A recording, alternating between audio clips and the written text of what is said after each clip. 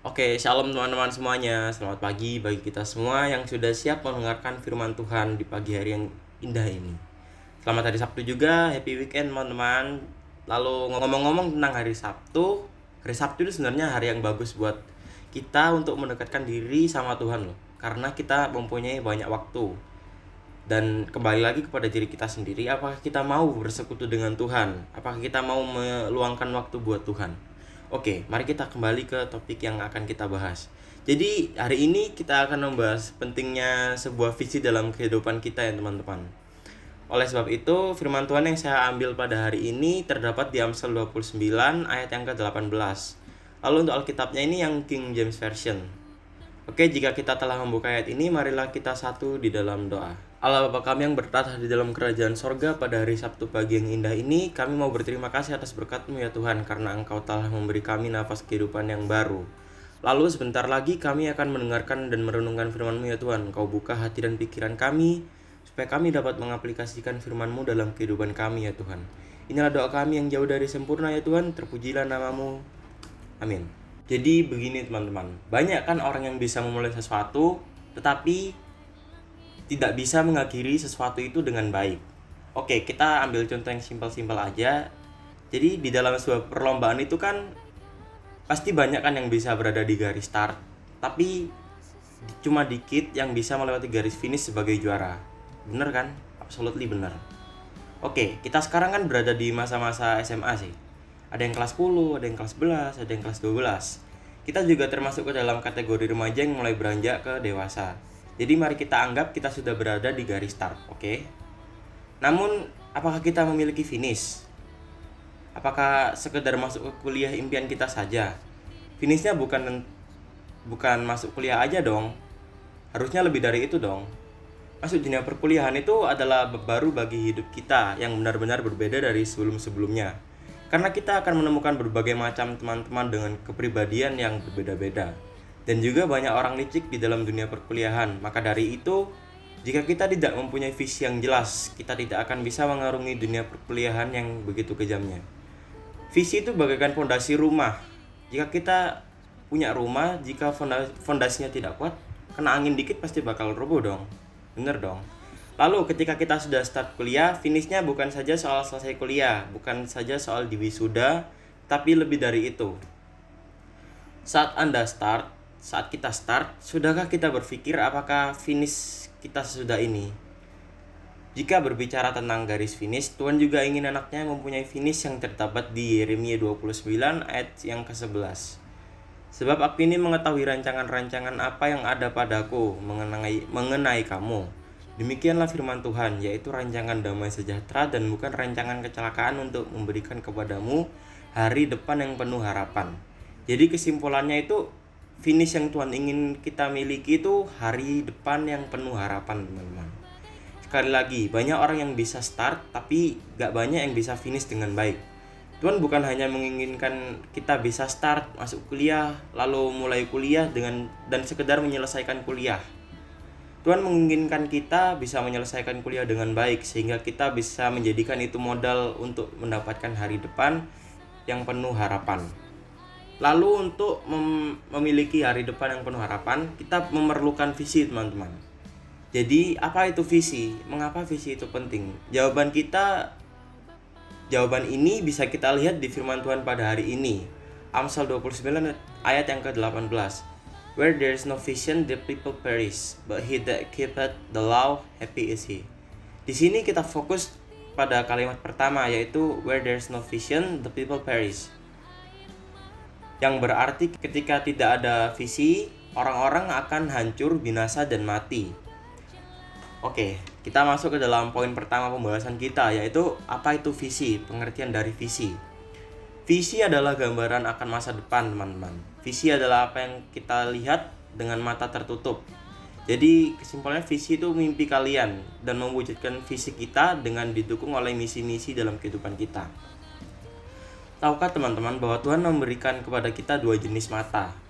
Jika secara jasmani kita melihat dengan mata, tetapi Tuhan juga memberikan kepada kita kemampuan untuk melihat dengan hati, yaitu visi dan mimpi. Tuhan memberikan kepada kita bukan hanya satu jenis mata, tetapi ada dua jenis mata seperti yang sudah saya katakan di kalimat pertama tadi. Bukan hanya sepasang mata jasmani, tetapi juga sebuah mata rohani di dalam hati kita. Mengapa? Karena Tuhan tahu dengan sungguh-sungguh akan ada masanya di mana mata jasmani kita itu terhalang sesuatu gitu teman-teman. Entah itu tembok, masalah, dan yang lain-lain. Dan pada saat itu kita tidak bisa melihat ke depan, kita akan kehilangan arah dan semangat hidup. Saat itu tiba, kita seringkali perlu menutup mata jasmani dan mulai melihat dengan mata rohani kita, teman-teman. Seperti ada sebuah ungkapan yang pernah saya baca, yaitu "Sometimes I see better with my eyes closed." Helen Keller, seorang yang buta dan tuli, kemudian akhirnya terkenal menjadi seorang yang memperjuangkan orang-orang cacat. Helen Keller pernah berkata seperti ini, "Apa yang lebih buruk dari orang yang tidak bisa melihat? Yaitu orang-orang yang tidak memiliki visi dan orang-orang yang tidak memiliki mimpi." Maka dari itu teman-teman, kita harus memiliki visi. Bermimpilah, berimajinasilah. Karena segala sesuatu yang kita lihat dan kita pakai hari ini, itu adalah imajinasi seseorang di waktu-waktu lalu. Contohnya lampu. Thomas Alva Edison pernah loh dikata-katain dianggap bodoh, dianggap hayal, tapi akhirnya dia berhasil kan setelah beribu-ribu percobaan. Lalu kita masuk poin yang kedua, yaitu fungsi dari sebuah visi. Tuhan membuat kita memiliki kemampuan untuk bermimpi, memiliki visi dan berimajinasi. Mengapa? Agar kita memiliki kemampuan untuk tidak terfokus pada keadaan kita hari ini, tapi bisa traveling ke masa depan dengan imajinasi kita. Gambaran masa depan seperti itulah yang membuat kita bisa bertahan dan terus bergerak untuk mencapai garis finish kita. Visi akan memberikan kita arah, semangat, dan tujuan hidup. Visi adalah seperti lampu mobil yang kita sedang jalankan dalam pekatnya kegelapan atau kabut. Apakah kalian pernah jalan naik mobil terus ada kabutnya gitu? Kan kalau dalam situasi itu kita perlu menggunakan lampu-lampu kan? Lampu mobil, lampu sen. Karena sangat berbahaya apabila kita tidak menggunakan lampu pada saat situasi seperti itu. Kita mungkin tidak tahu apakah di depan itu ada mobil lain, atau ada jurang, atau ada bahaya lain yang ada di depan kita, teman-teman. Jadi saya tekankan lagi, tanpa memiliki visi, kehidupan kita akan menjadi tanpa arah, tanpa finish, dan hanya dijalani asal-asalan. Maka dari itu, kita pasti pernah melihat di media sosial manapun, ada yang pernah curhat salah memilih jurusan kuliah. Tahu nggak alasannya kenapa? Ya karena mereka tidak memiliki visi, mereka nggak ada tujuan, hanya asal ingin isi waktu. Hanya karena semua orang melakukannya, jadi mereka ikut-ikutan, followers. Hasilnya kuliahnya mereka berantakan, masa depan bisa berantakan.